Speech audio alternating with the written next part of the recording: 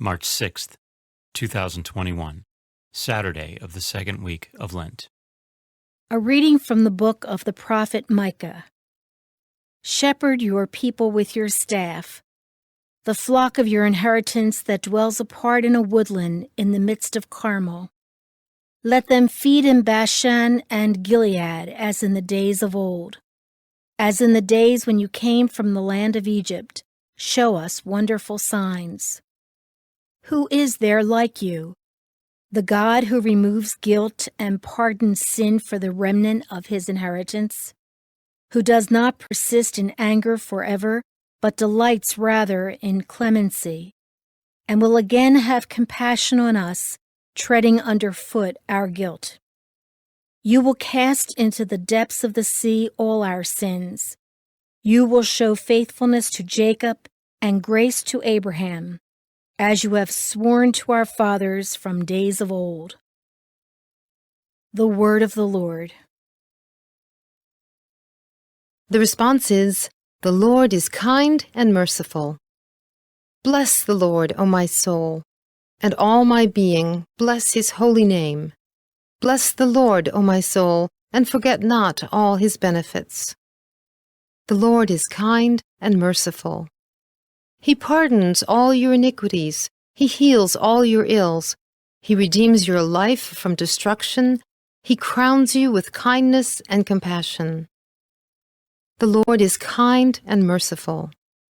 He will not always chide, nor does he keep his wrath forever. Not according to our sins does he deal with us, nor does he requite us according to our crimes. The Lord is kind and merciful.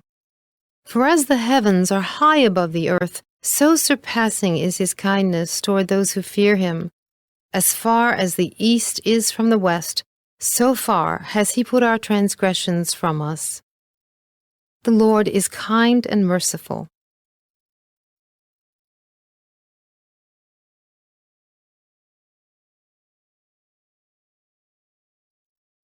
A reading from the Holy Gospel according to Luke.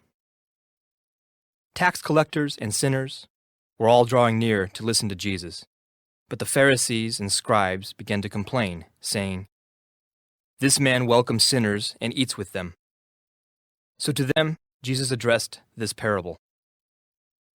A man had 2 sons, and the younger son said to his father, "Father, give me the share of your estate that should come to me." So the father divided the property between them. After a few days, the younger son collected all his belongings and set off to a distant country, where he squandered his inheritance on a life of dissipation. When he had freely spent everything, a severe famine struck that country, and he found himself in dire need. So he hired himself out to one of the local citizens, who sent him to his farm to tend the swine. And he longed to eat his fill of the pods on which the swine fed, but nobody gave him any. Coming to his senses, he thought, "How many of my father's hired workers have more than enough food to eat, but here am I, dying from hunger. I shall get up and go to my father, and I shall say to him, 'Father, I have sinned against heaven and against you. I no longer deserve to be called your son. Treat me as you would treat one of your hired workers.' So he got up and went back to his father. While he was still a long way off, his father caught sight of him and was filled with compassion. He ran to his son, embraced him, and kissed him. His son said to him, 'Father, I have sinned against heaven and against you. I no longer deserve to be called your son.' But his father ordered his servants, 'Quickly, bring the finest robe and put it on him. Put a ring on his finger and sandals on his feet. Take the fattened calf and slaughter it.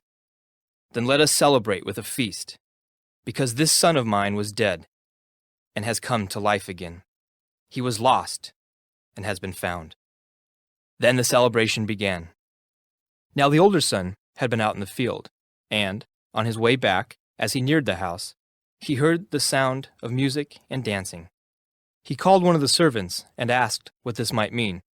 The servant said to him, 'Your brother has returned, and your father has slaughtered the fattened calf, because he has him back safe and sound." He became angry, and when he refused to enter the house, his father came out and pleaded with him.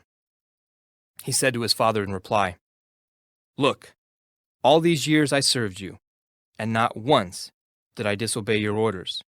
Yet you never gave me even a young goat to feast on with my friends. But when your son returns, who swallowed up your property with prostitutes, for him you slaughtered the fattened calf." He said to him, "My son, you are here with me always. Everything I have is yours. But now we must celebrate and rejoice, because your brother was dead and has come to life again.